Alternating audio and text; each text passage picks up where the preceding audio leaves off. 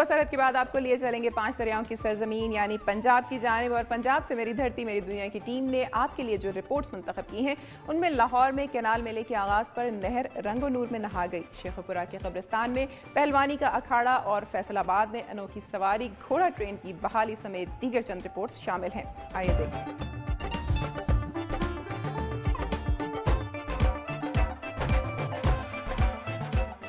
शहर लाहौर से मैं हूं लियाकत इंसारी और मौजूद हूं इस वक्त जश्न बहारा के लिए सजाई गई लाहौर कैनाल पर। शहर लाहौर के बीचों बीच से गुजरने वाली नहर मार रोड से जे रोड तक दुल्हन की तरह सजे मौसम बहार को खुश आमदीद कह रही है। कैनाल मेले के सिलसिले में इस नहर में मुख्तलिफ फ्लोट्स के जरिए पंजाब की सकाफत की अक्कासी की जा रही है। कहीं किसानों के खुशी से झूमने तो कहीं मेहनत कश खवातीन की खिदमात के एतराफ़ की अक्कासी की गई है।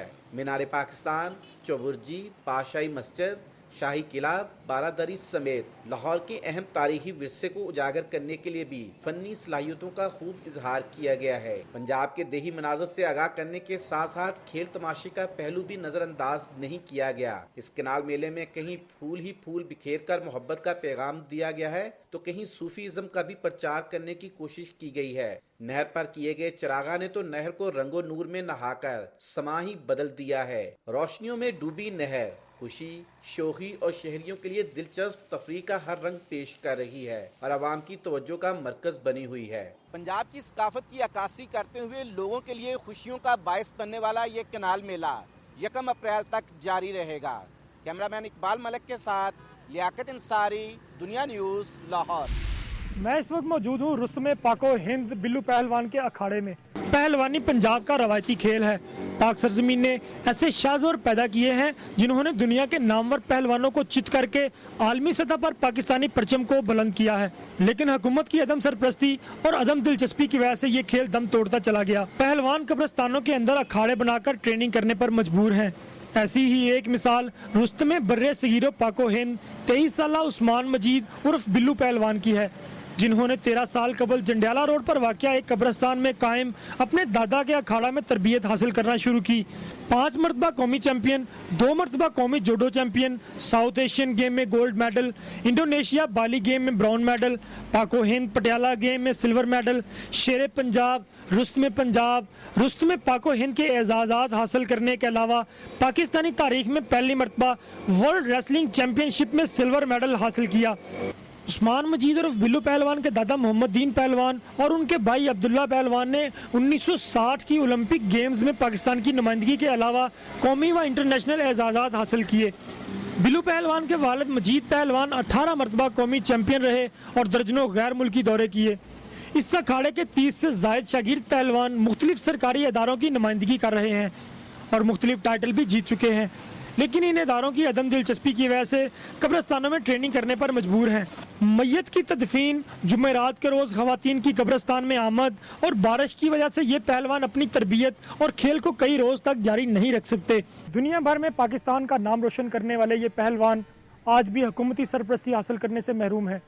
अगर हुकूमत इस खेल की सरपरस्ती करे तो इंसदाद मनशियात के साथ साथ दुनिया भर में पाकिस्तानी परचम मजीद बुलंद किया जा सकता है।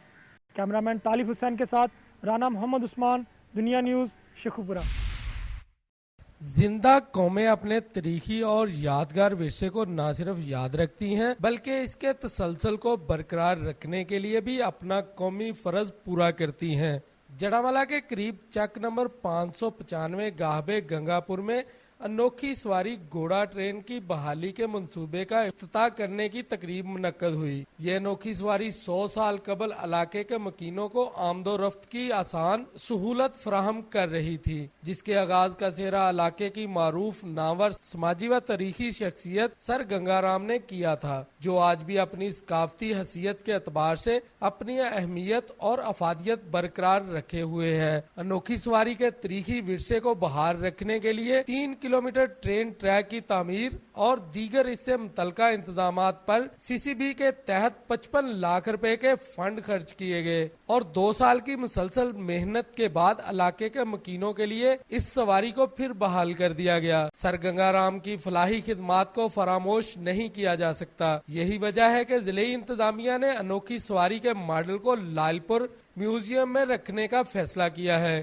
ताकि शाकीन तरीखी इलाके की सकाफत और विरसे से भी रोशनास हो। अनोखी सवारी इस गांव के रहायशी मारूफ तारीखी शख्सियत सर गंगाराम की जहनी तख्लीक जो कि 1903 से 1993 तक बाकायदगी से चलती रही। इफ्तिताह के मौका पर गांव के लोगों की कसीर तादाद मौजूद थी।